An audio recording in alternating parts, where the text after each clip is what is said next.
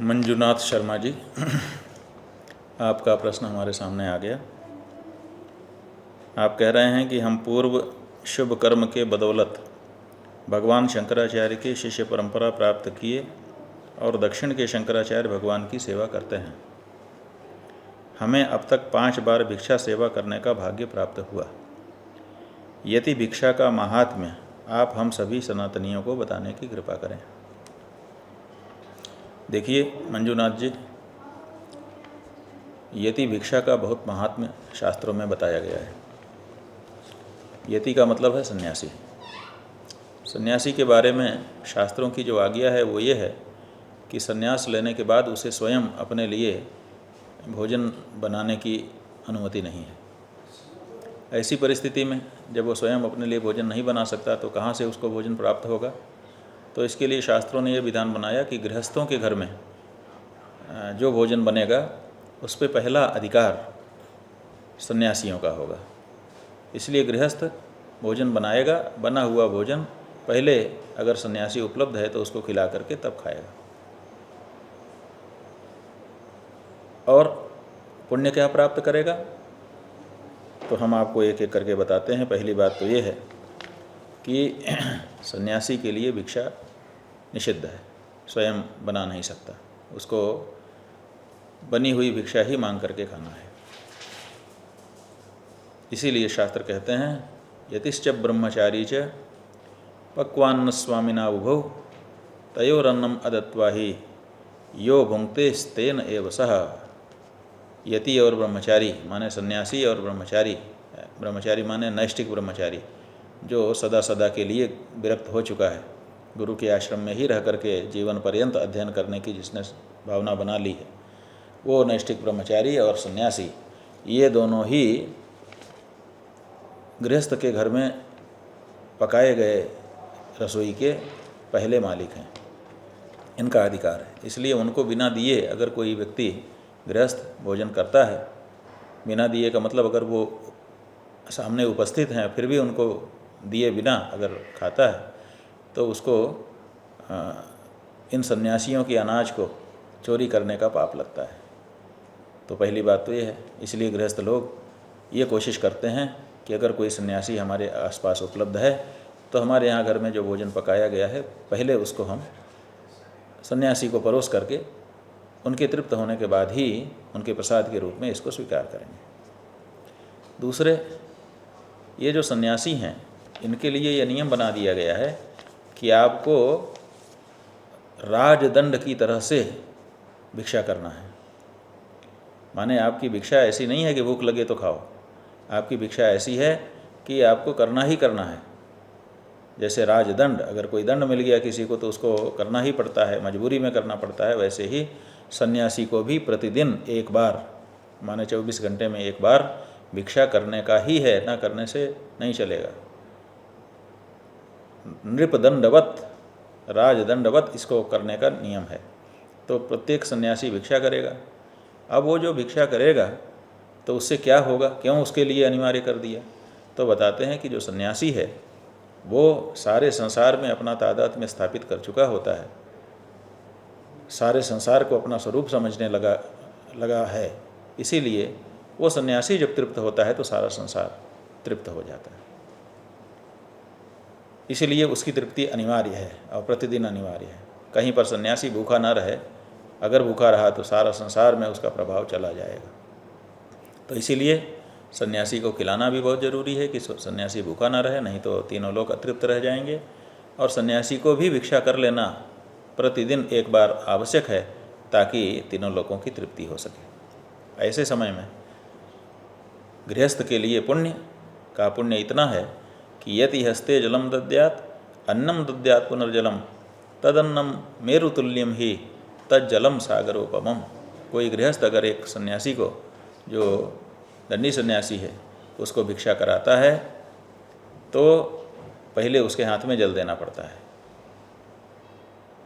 तत्सत ब्रह्मांड पूर्णमस्तु ये मंत्र है, वो उनके हाथ में पहले हस्तोदक देता है, जल देता है, और फिर भिक्षा वंदन करता है, प्रार्थना करता है कि ये भिक्षा आप स्वीकार करिए, और फिर उनके सामने अन्न परोसता है। और फिर अंत में जब भोजन कर चुकते हैं तो फिर उनके हाथ में जल देता है। ये नियम है हमारे यहाँ सनातन धर्म में। पहले हम जल देते हैं हाथ में, वो आस्तरण रूप होता है अन्न के, और बाद में जो देते हैं वो आच्छादन रूप होता है। तो ये जल दे, और जल पहले जल दे, फिर अन्न दे, फिर जल दे। इस तरह से जो गृहस्थ करता है उसके द्वारा यति के हाथ में दिया गया जो जल है वो सागर में जितना जल है उतने जल को दान करने का पुण्य उसको मिलता है।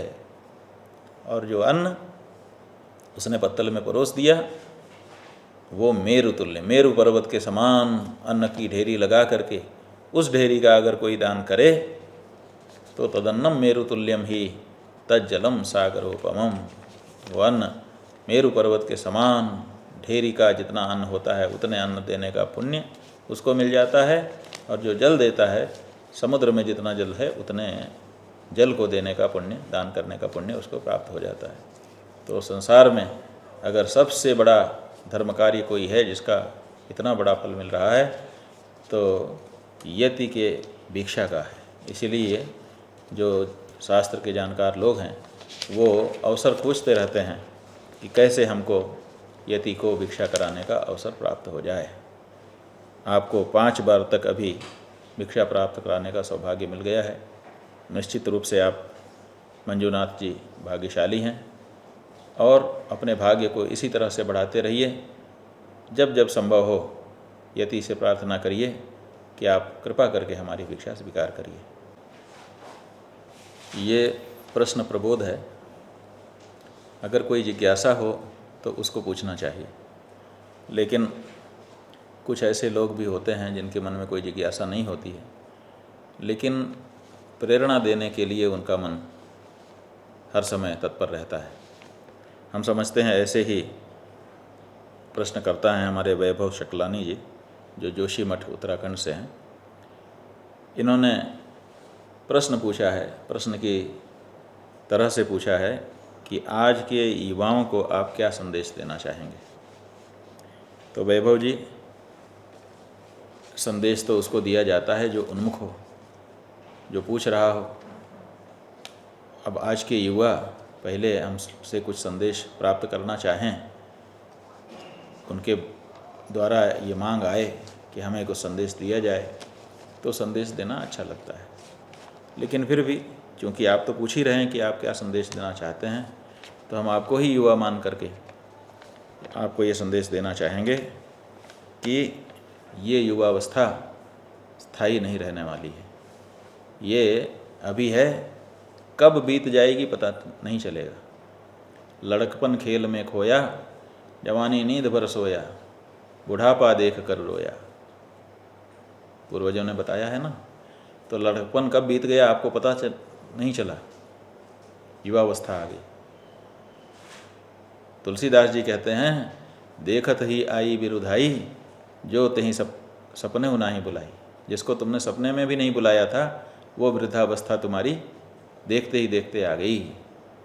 तो मेरे युवा वैभव सकलानी और उनके सभी साथी जिनके लिए वो संदेश चाहते हैं, हम आपसे भी यही अनुरोध करना चाहते हैं कि ये जो आपका यौवन है इसको स्थिर मत समझिए।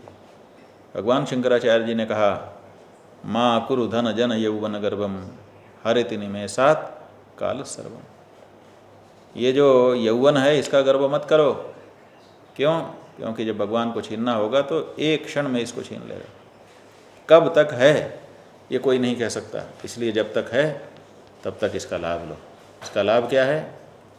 इसका लाभ ये है कि आप अभी युवा होने के कारण जो भी निश्चय करेंगे उस निश्चय को निभाने में समर्थ हैं। तो कुछ दृढ़ निश्चय करिए जीवन को ऊंचा उठाने का। अगर आपको मानव शरीर मिला है, आपको भारत में देह मिला है, उत्तराखंड जैसे देवभूमि में आपको अवसर मिला है, तो इन सब अवसरों का महात्म्य समझिए और महात्म्य समझ करके जीवन यापन के लिए, अपने जीवन के स्तर को ऊंचा उठाने के लिए जो कुछ आप कर रहे हैं उसको करते रहिए। लेकिन आध्यात्मिक उन्नति का मार्ग उसको छोड़ मत दीजिए, क्योंकि केवल भौतिक उन्नति ये सर्वांगीण उन्नति नहीं है। भौतिक उन्नति के साथ साथ प्रत्येक व्यक्ति की आध्यात्मिक उन्नति भी जब होती है तब उसको लाभ होता है। भौतिक उन्नति बहुत अधिक हो जाने पर भी मन की शांति उपलब्ध नहीं होती है, तो मन की शांति आध्यात्मिक उन्नति से होती है। इसलिए हमारी युवा बंधुओं, हम आपसे ये कहना चाहते हैं कि भौतिक उन्नति के साथ साथ अपनी आध्यात्मिक उन्नति के लिए भी निरंतर प्रयास करते रहिए, ताकि जब सब कुछ आपका हो जाए उसके बाद आपको कमी ना महसूस हो। होता क्या है कि केवल भौतिक उन्नति के बारे में जीवन पर्यंत प्रयास किया, भौतिक उन्नति तो खूब हो गई, जितना चाहिए उससे ज़्यादा हो गया, लेकिन फिर भी मन की शांति नहीं है, सुख नहीं है। तो फिर कबीरदास जी को उन लोगों को देख करके यही कहना पड़ता है कि पानी में मीन प्यासी, सब कुछ है लेकिन फिर भी अभी अतृप्त अनुभव कर रहा है। तो ये जो अतृप्ति है, सब कुछ पाने के बाद भी आपके मन में न बनी रह जाए, इसके लिए अभी से प्रयास आरंभ कर दीजिए। जब आपकी वृद्धावस्था आ जाएगी तो बहुत कुछ आप नहीं कर पाएंगे। साधन भजन भी उसके लिए भी स्वस्थ शरीर की, स्वस्थ मन मस्तिष्क की आवश्यकता होती है। तो जितने भी युवा हैं जो संदेश ग्रहण करने की इच्छा रखते हैं, उनके लिए हम यही कहना चाहेंगे आपके माध्यम से कि उनको समय रहते अपने आध्यात्मिक उन्नयन के बारे में सचेष्ट हो जाना चाहिए। डॉक्टर अनूप अवस्थी जी, लखनऊ से आपने पूछा है कि क्या यह सत्य है कि गृहस्थ को सिर्फ शुक्ल पक्ष की एकादशी को ही उपवास करना चाहिए? तो अनूप जी, हम आपको बताना चाहेंगे कि ये जो एकादशी है, इसका व्रत बहुत ही पुण्यदायक माना गया है। यहाँ तक कहा गया है कि दशमी की रात्रि से ही उपवास आरंभ कर देना चाहिए और द्वादशी प्राप्त होने पर ही पारणा करना चाहिए। प्राप्ते हरिदिने सम्यक विधाय नियमम निशि दशम्याम उपवासस्य प्रकृतियाद वैष्णवम व्रतम। ये परम वैष्णव व्रत है। वैष्णव व्रत का मतलब ये नहीं है कि विष्णु भगवान के भक्त ही इसको करें। जो शिव भक्त है, जो देवी भक्त है, जो सौर भक्त है, जो गणपत्य है, सब इसका उपवास कर सकते हैं। सनातन धर्मी मात्र के लिए एकादशी व्रत बताया गया है। अब इसमें नित्य और काम में एक कामना परक एकादशी व्रत है कि हम इतनी एकादशी का व्रत इस कामना की पूर्ति के लिए करते हैं, वो भी करते हैं। अगर कोई कामना वाला नहीं है तब उसके लिए बताया कि फिर उसको भी कम से कम शुक्ल पक्ष की एकादशी का व्रत तो करना ही पड़ेगा। एकादश्याम न भुंजीत पक्षयोरुभयोरपि। एकादशी में नहीं खाना चाहिए, दोनों पक्षों में, माने शुक्ल पक्ष में भी और कृष्ण पक्ष में भी। वनस्थ यति धर्मोयम। जो वनस्थ हैं माने वानप्रस्थ हैं, जो यति हैं माने सन्यासी हैं, उनके लिए शुक्लामेव सदागृही। ये देवल नाम के जो धर्मशास्त्री हैं उनके द्वारा ये कहा गया है कि शुक्लामेव सदागृही। जो गृहस्थ हैं उनके लिए शुक्ल पक्ष की एकादशी तो कम से कम करनी ही चाहिए। तो ये कम से कम की दृष्टि से कही गई है कि इतना तो करना ही होगा आपको। अगर और सामर्थ्य है तो फिर दोनों ही पक्षों की एकादशी को करना चाहिए। उपोष्य एकादशीम नित्यम पक्षयोरुभयोरपि। ये गरुड़ पुराण की उक्ति है कि उभय पक्ष की एकादशी करनी चाहिए। तो किसी ने सामर्थ्य के अभाव में कृपा करके थोड़ी सी छूट दे दी है। तो अगर आप में सामर्थ्य की कमी है तब भी प्रत्येक गृहस्थ को कम से कम शुक्ल पक्ष की एकादशी तो करनी ही चाहिए, ये तात्पर्य है। लेकिन अगर सामर्थ्य है तो दोनों पक्ष की एकादशी करें। ऐसा जरूरी नहीं है कि जो गृहस्थ है वो कृष्ण पक्ष की एकादशी को उपवास कर ही नहीं सकता, ऐसी बात नहीं, करना चाहिए। असामर्थ्य की दृष्टि से उसको ये कहा गया कि चलो कृष्ण पक्ष की एकादशी की छूट कर देते हैं, लेकिन कम से कम शुक्ल पक्ष की एकादशी को तो आपको व्रत करना ही चाहिए। विशाल राजेंद्र जोशी कच्छ गुजरात से हैं। आपने प्रश्न किया कि मेरा प्रश्न केवल मेरे व्यक्तिगत रूप के लिए नहीं है, समस्त मनुष्य कल्याण के लिए प्रश्न है। और वो ये है कि पुरुषोत्तम मास आ रहा है, इसमें किसकी विशेष पूजा करें? श्री कृष्ण का मास है पुरुषोत्तम मास, इसलिए पुरुषोत्तम मास होने के कारण श्री कृष्ण की पूजा प्राप्त है, और श्रावण मास भी है तो अधिक श्रावण कहा जाएगा। श्रावण मास में तो शिव जी की पूजा विशेष रूप से होती है। तो किसकी पूजा करें, कृष्ण की करें कि शिव जी की? संभवतः आपकी शब्दावली अलग तरह की है, लेकिन भाव जो हम समझ पा रहे हैं वो यही दिखाई दे रहा है।